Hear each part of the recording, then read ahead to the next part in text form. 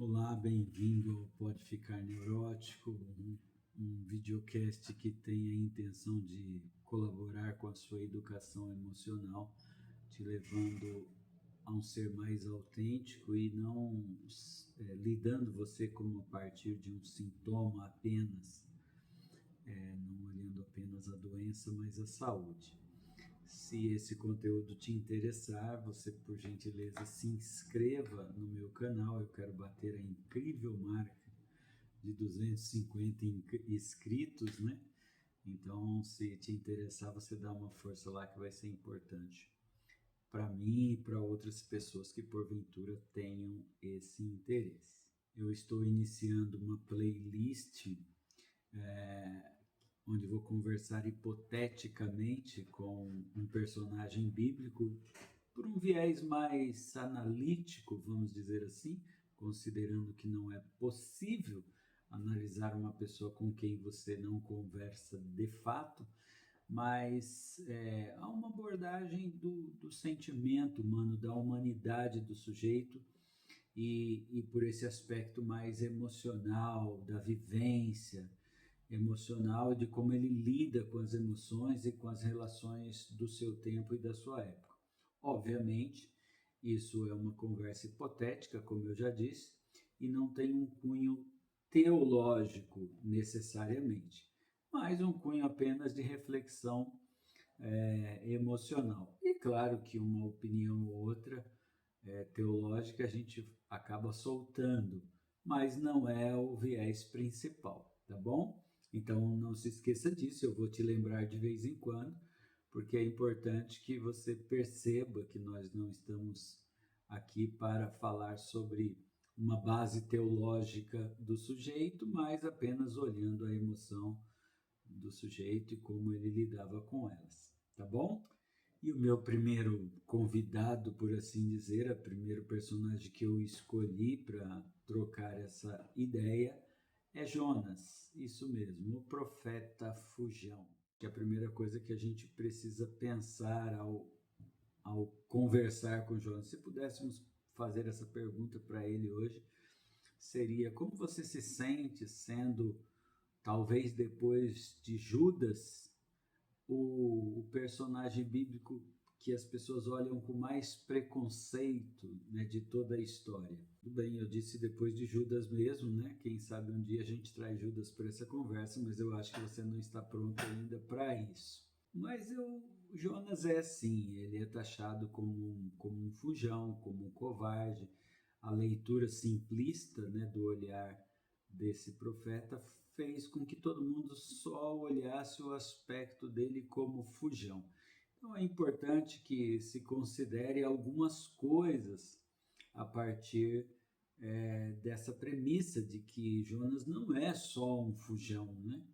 Não é um covarde que saiu correndo porque não queria fazer um serviço, né? Como se a mãe pedisse para você lavar a louça quando criança e você saísse correndo por aí.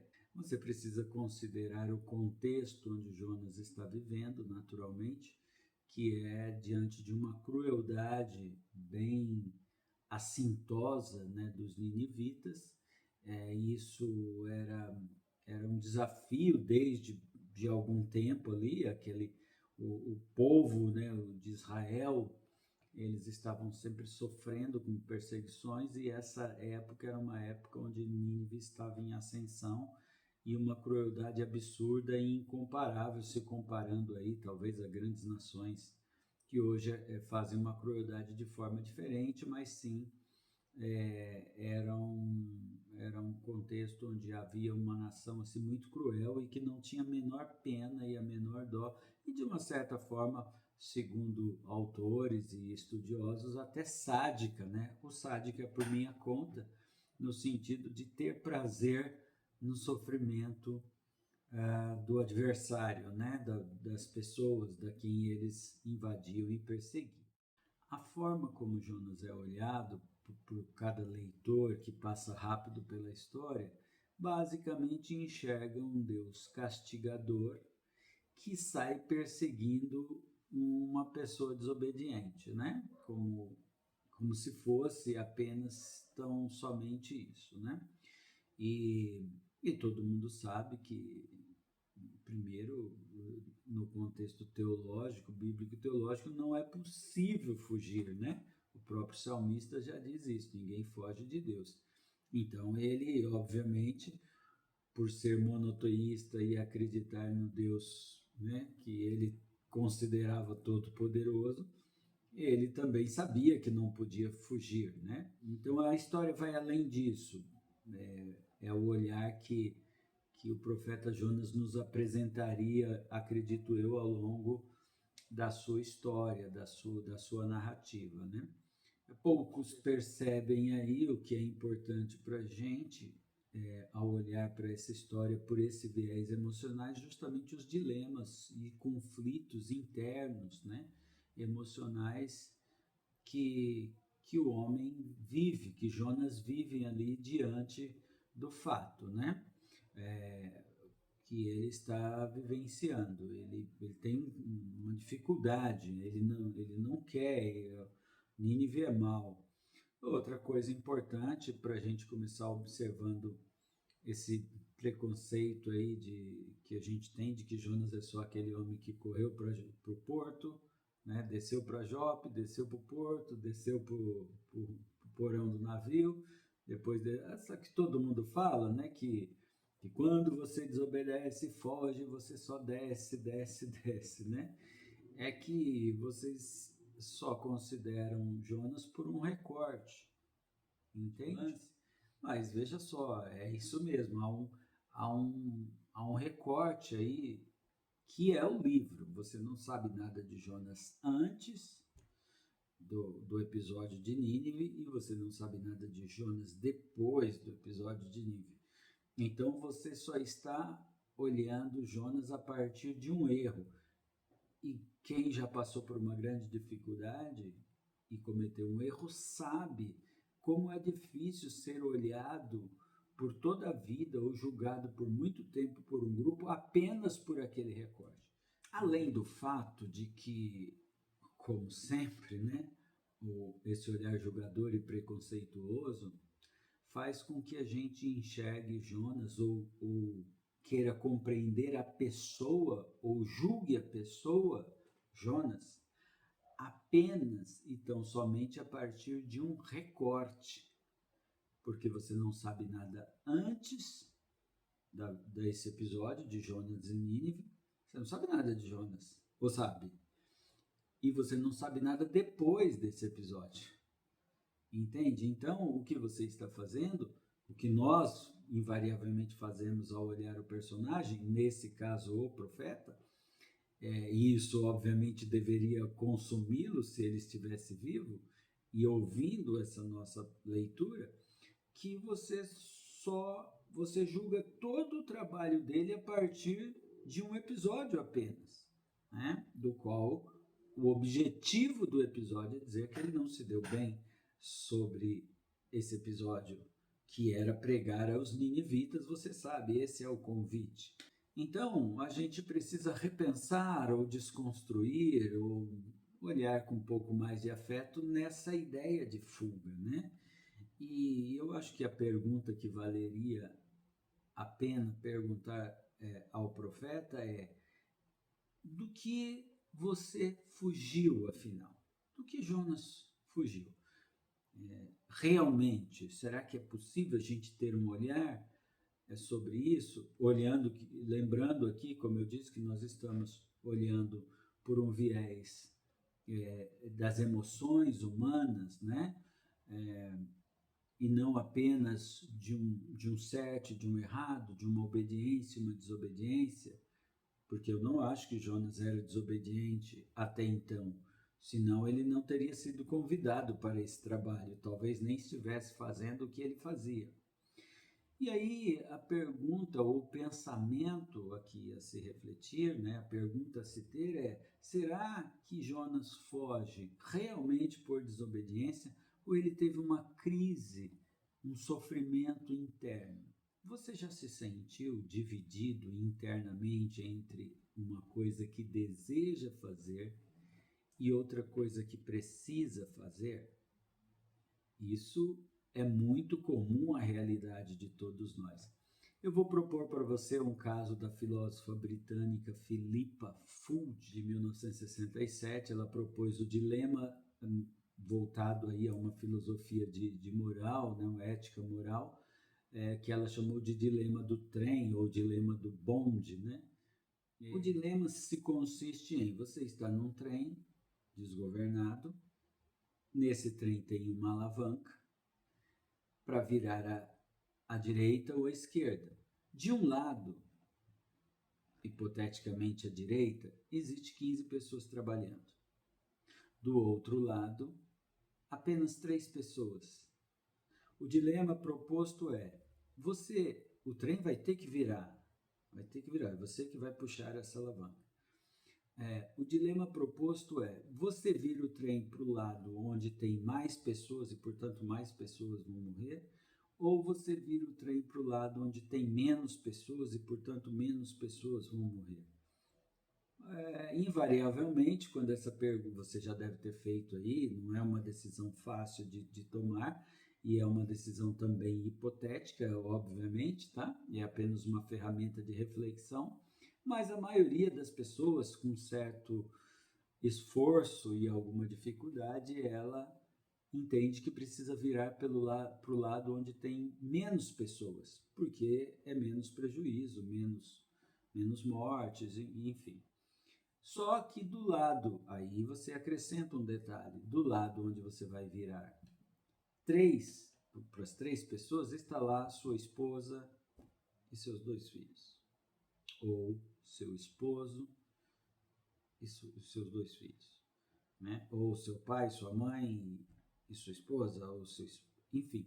Estão 3 pessoas cuja você tem uma relação afetiva extremamente profunda. Aí, na maioria dos casos, onde isso foi perguntado, né, pelo menos por mim, né, nas minhas conversas e aulas, as pessoas, obviamente, viram para o lado contrário das pessoas que ela ama, porque existe uma relação afetiva aí, né? Se para você se colocar no lugar de Jonas, imagine que de um lado tem Nínive e do outro lado tem o povo dele, que já era maltratado por Nínive. Então, ele tem uma decisão que a filósofa britânica Philippa Foot definiu aí como um dilema moral e ético de fazer uma escolha, e ele faz.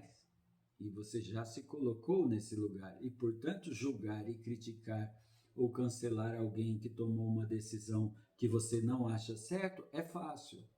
Mas assumir a responsabilidade para esse próprio dilema, né? Por essa própria realidade e essa dificuldade, isso sim se torna um desafio, que é um dilema moral. E a sua relação com as pessoas nas quais você vai tomar a decisão, ela influencia sim, você não tenha dúvida disso. Nós estamos falando, olhando para esse profeta e, obviamente, para a realidade de muitos de nós, sobre maturidade emocional. Que não é uma coisa simples, né? Eu sempre digo isso, que a gente é educado em muitas questões da vida, mas nós não somos educados emocionalmente. Lidar com as nossas emoções precisa acontecer de forma equilibrada. E essa maturidade envolve muitas questões, mas o Winnicott chama isso de a capacidade de se preocupar. Ele vai usar um termo em inglês, né, concern, que é uma capacidade que você precisa ter de ser e estar em relação ao outro. Que, traduzido aqui, é a capacidade de se preocupar com o outro com responsabilidade, né? É uma habilidade emocional de reconhecer que o outro existe como alguém separado de mim e me importar com os impactos das minhas atitudes diante dessas pessoas. Então, quando você vai tomar uma decisão, você tem que se posicionar emocionalmente, eticamente, moralmente, diante de um outro. E como as suas decisões afetam esse outro.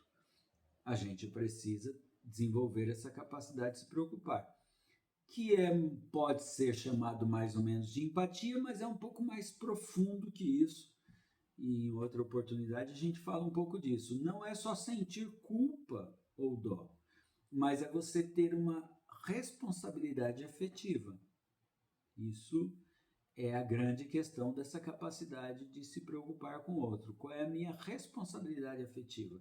Minha responsabilidade diante desse gesto. Não é, como eu já disse, uma coisa fácil, mas é isso que eu quero que você entenda, porque nós estamos pensando se Jonas realmente fugiu apenas porque ele era um desobediente, um fujão, ou ele fugiu porque ele teve um conflito interno. E Jonas, naturalmente, demonstra não ter essa capacidade, esse equilíbrio emocional para lidar com aquilo.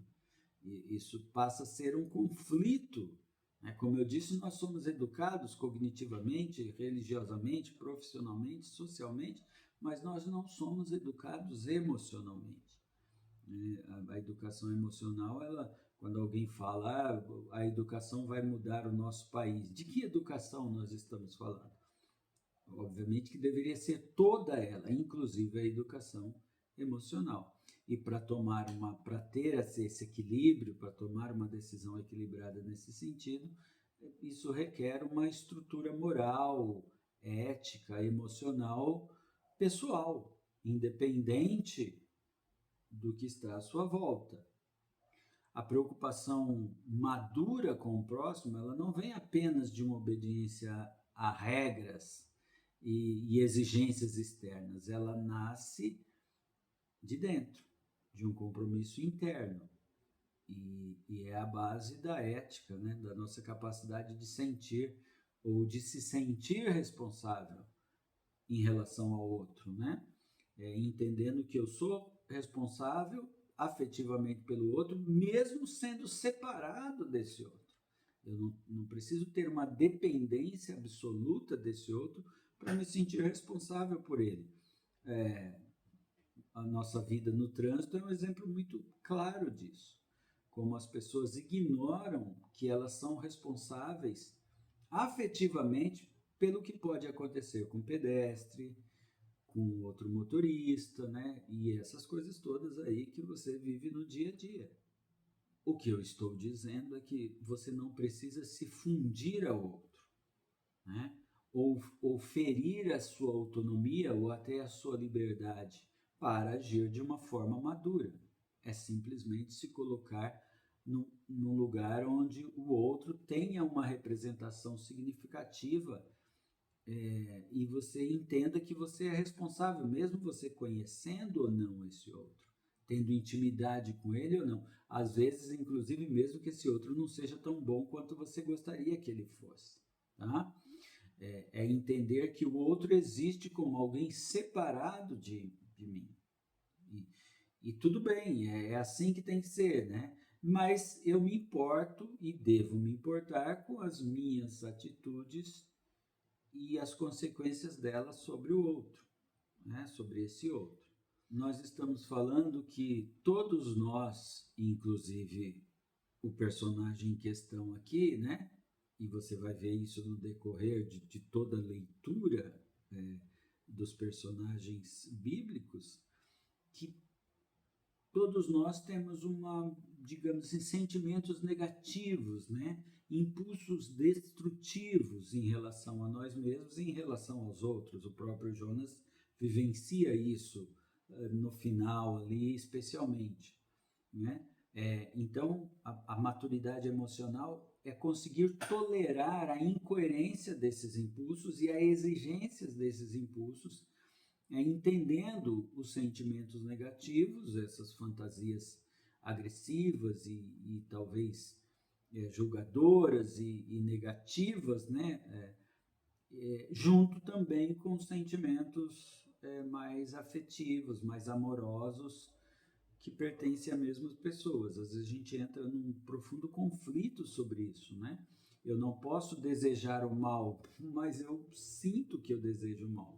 Eu tenho que amar quando eu quero odiar, ou odeio uma pessoa que eu preciso amar.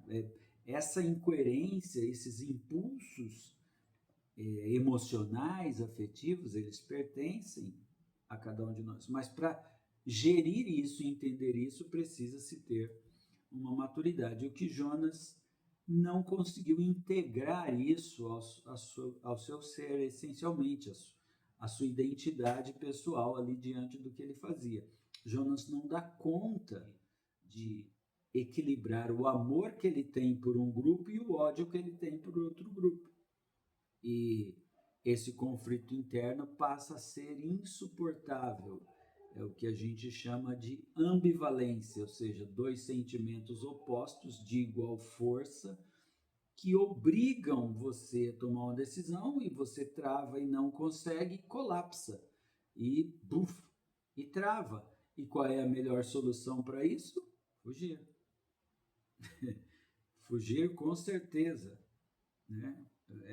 A fuga ela é uma solução aparentemente melhor, né? Quando você se recolhe, você fala, eu não vou tomar decisão, eu não quero me meter nisso, isso não é uma realidade para mim. É isso. A fuga acaba sendo uma alternativa. Segundo Winnicott, né, a fuga é um gesto de defesa contra esse colapso emocional.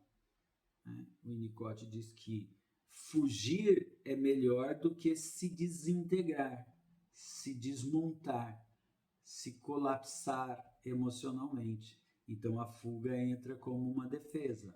Portanto, eu acho que já vai ficando claro para você, espero que fique, que a história de Jonas não é um policial correndo atrás de um bandido a fim de puni-lo, mas de um Deus buscando dar clareza a Jonas da necessidade de amadurecer e lidar com a sua raiva e com o seu amor, integrando tudo isso à sua identidade, a sua, que a gente poderia chamar aqui de personalidade, mas é mais do que personalidade, porque a personalidade está dentro da nossa identidade.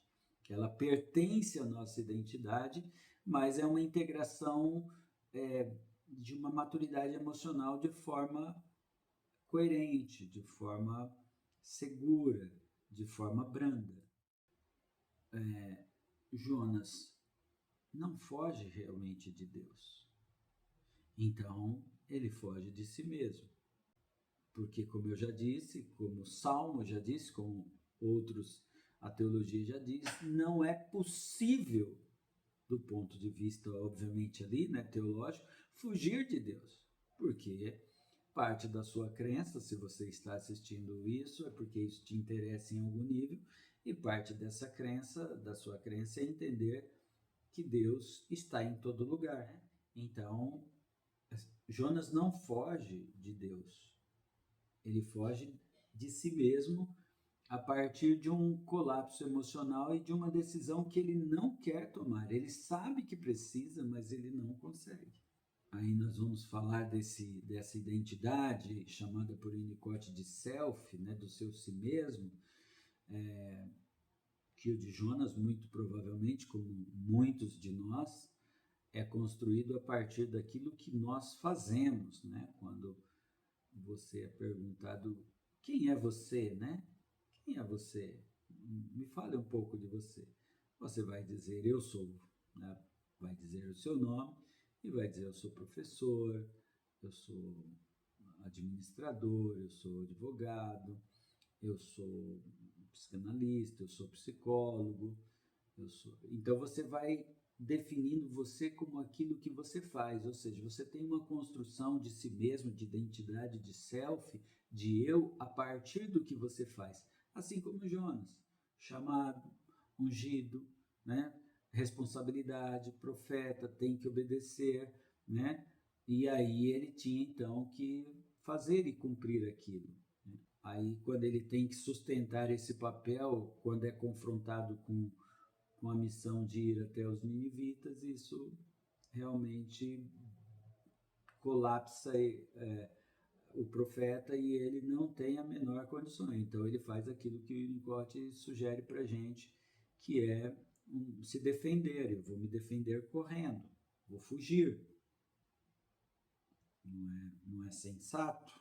não é o que talvez você fizesse.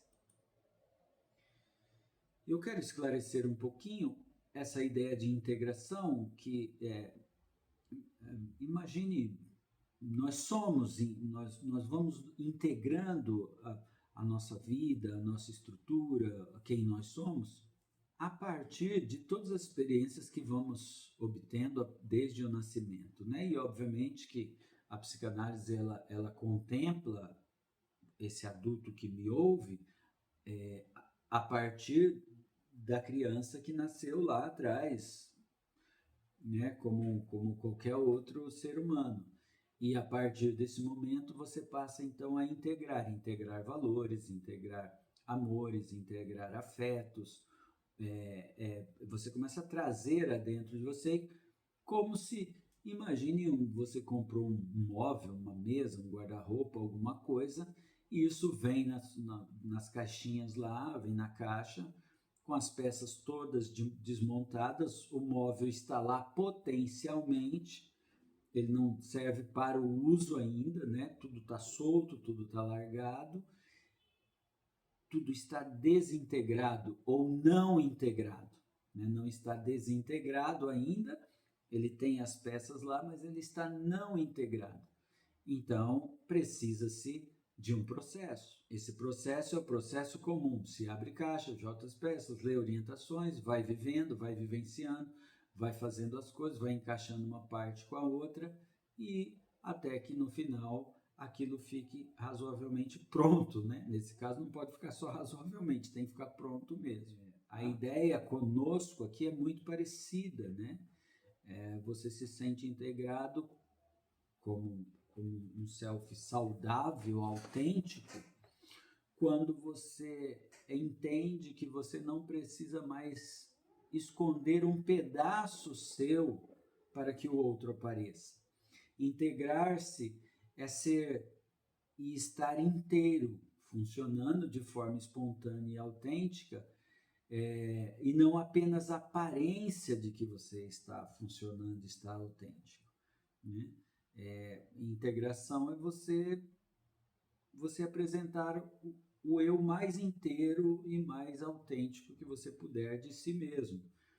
Mas isso só é possível se você vivenciou todas essas experiências, isso tudo aconteceu de uma forma que esses valores, as relações emocionais, a vida com os pais, com os amigos e tudo mais, isso acontecesse de forma fluida, de forma a encaixar uma coisa na outra.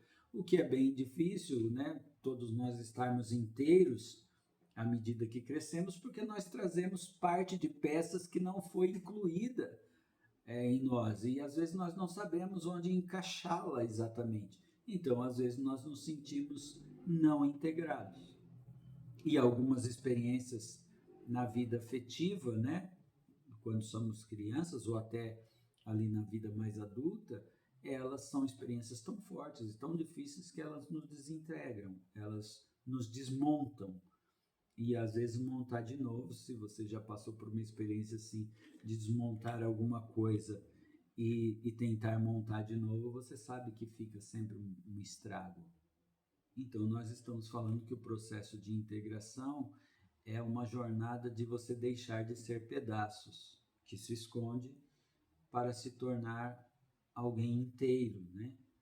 Que pode estar diante do outro de forma autêntica e inteira, tendo essa segurança de quem você Então, quando a gente falou lá da capacidade de se preocupar, que Jonas entra em conflito ali, é quando o amor deixa de ser só uma necessidade e passa a incluir responsabilidade pelo outro, né? Sem você se desmontar, sem você se desintegrar, né? E você consegue entender que você tem uma responsabilidade e incluir esse outro dentro da sua responsabilidade, seja ele próximo ou não tão próximo assim, né? Seria uma responsabilidade até social nesse caso, citando de novo a filósofa lá e a responsabilidade ética que a gente tem. Algum erro, obviamente, a gente vai cometer. podemos dizer que Jonas não foge de Deus, ele foge daquilo que Deus desperta dentro dele. Que eu acho, inclusive, que essa é a grande sacada, né? É isso, Deus desperta verdades sobre você que você não dá conta, né? Essa é a ideia, né? Todo mundo vive um conflito interno para manter-se sob controle diante de situações, né? Nada vem assim sem controle, de forma simples, né?